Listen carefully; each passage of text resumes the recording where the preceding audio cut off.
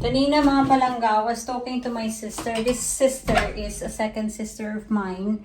And nag-alala ako sa kanya mga palangga. Nag-alala na parang naiinis. Kasi yung toenails niya, yung big toe niya, ano talaga mga palangga, infected.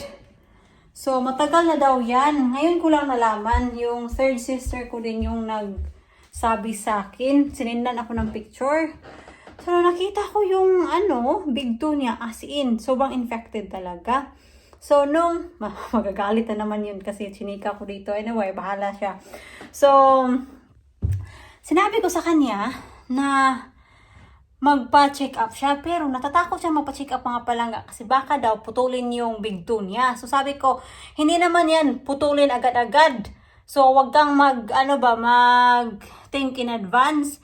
And, kung nafe-feel mo pa na masakit pa yung toe mo, they will not amputate your big toe. Kasi, of course, doon ka matakot pag hindi mo na nafe-feel yung sakit ng big toe mo. Yun yung sabi ko sa kanya.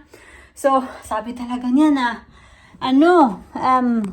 natatakot siya. Kasi, yung na yan, yung big toenails na yan is the cause of it is nung nagpalinis siya ng kuko, doon daw nagsimula. So of course naman talaga minsan pag nagpalinis ka, yung mga naglinis ng kuko is hindi sila magaling mag-disinfect sometimes. I'm not saying na lahat, pero there are times talaga, there are some people na hindi sila nagdi-disinfect ng mga tools nila. So, matagal na yun mga palangga, pa daw? Yan, December or January ata nagsimula and na tayo ngayon, July. So, na-ember na ako. Sabi ko, hoy, mag-check up ka kasi baka, mas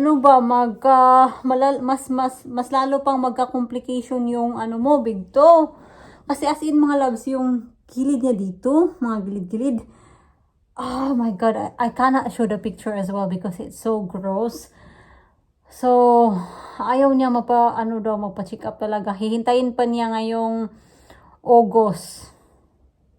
Sabi ko, kung puputulin yung big toe mo, mas better na putulin yung big toe mo kaysa sa magka-complication siya later on and it will spread on your whole foot or eventually it will go up on your legs. Mas mas malala kung puputulin yung yung legs kaysa sa big toe. So, hindi talaga nakikinig mga palangga. Ay, nako. You can only do your best to advise them, but hindi nakikinig. Ewan ko mga loves, Kaya, stress ako mga palangga. Hindi nyo lang naiintindihan kung gaano ako ka-stress. And sometimes nga naawa ako kay Mr. kasi nai-stress na ako sa mga problema sa Pilipinas, nai-stress din ako dito sa bahay, sa mga extracurricular ko, extracurricular talaga.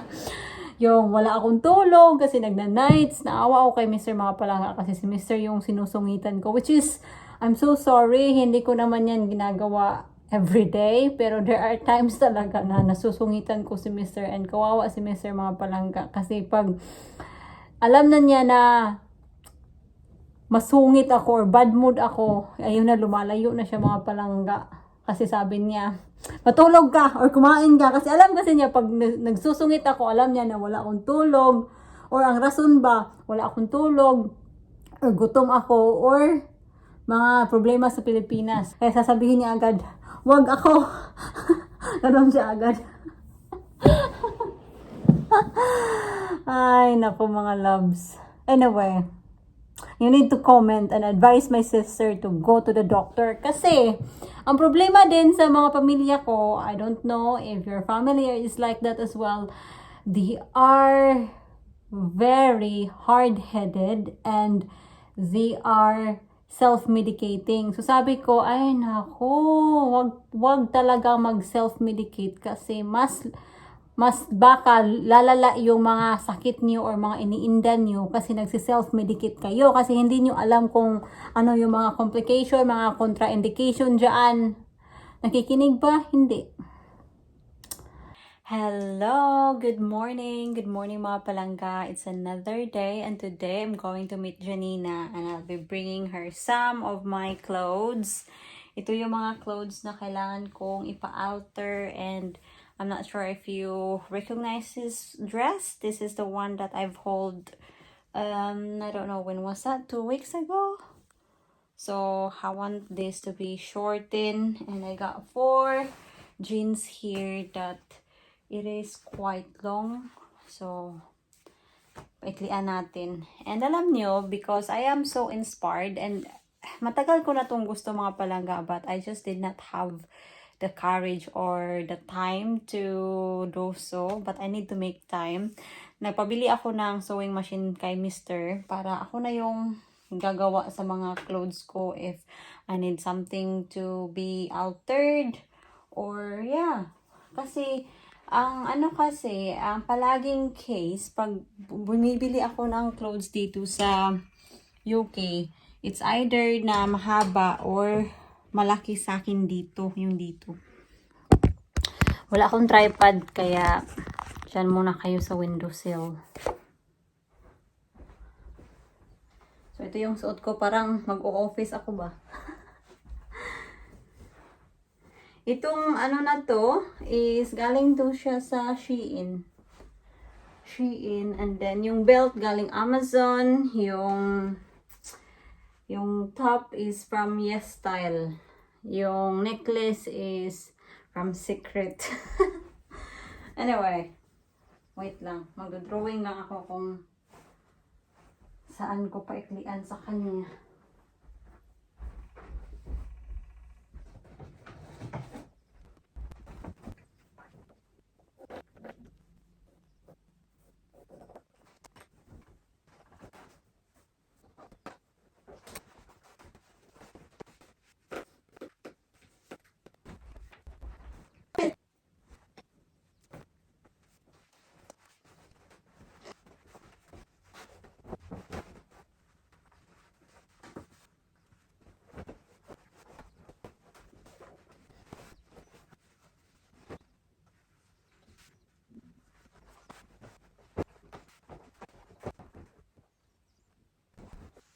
Sobrang aga ako mga palangga. Ako pa yung nag-iisa dito sa car park. Ditong car park na to. 9:39 pa. And 10 o'clock sila mag-o-open. Ay, naku naman.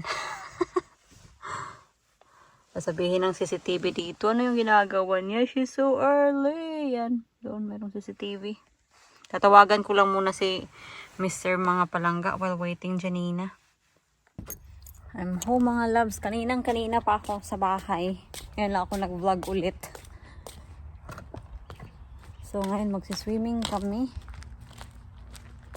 Kawawa si Janina mga palangga ba kasi alam niyo naman si Janina, she's so fragile. Masakit yung everywhere niya. Kasi masakit yung hip niya, tuhod, shoulder, lahat talaga. Everywhere masakit sa kanya. At ayun, si Janina, she fell.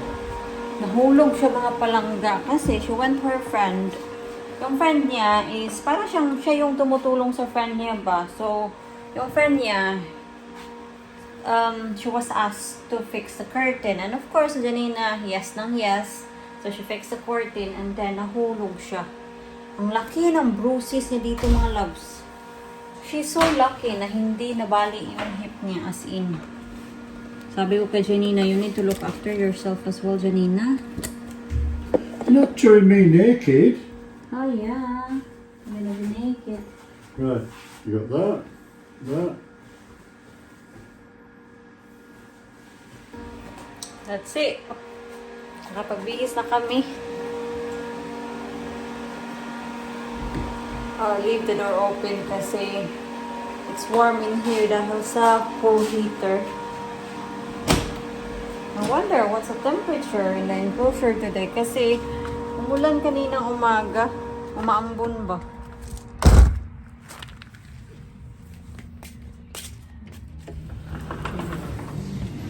Meron na naman pa music mga loves. Baka maano tayo dito ba ma-copyright.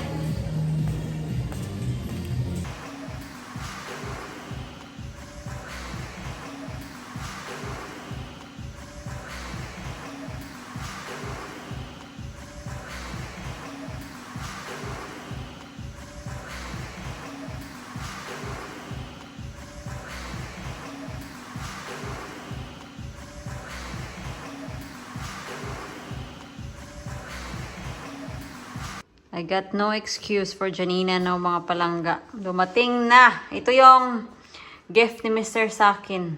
Very romantic. Ay, nako. But yeah, I cannot wait to try this. But then, wala akong cotton mga palangga. So, hindi pa ako makakapag-sew. So, I need to go to Donell para bumili ng mga cotton. Mister? You're very romantic.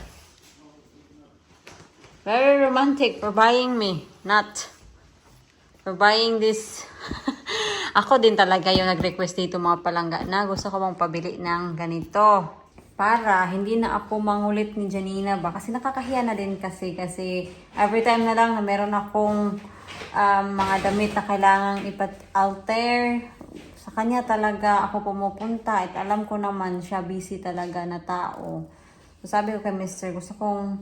Gusto ko magkaroon ng sewing machine. So, ayun, binilhan niya ako ng sewing machine.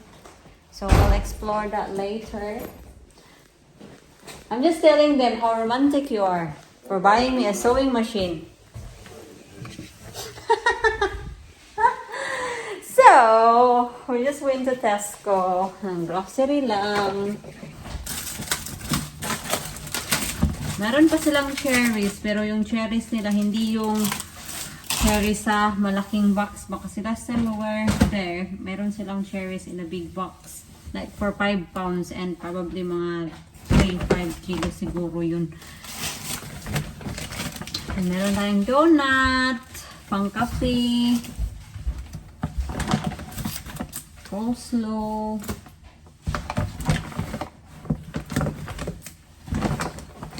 pineapple slices.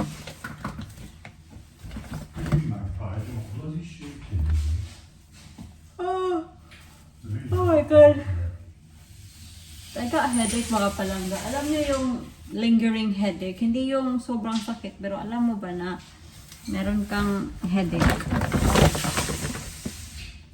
7 Up.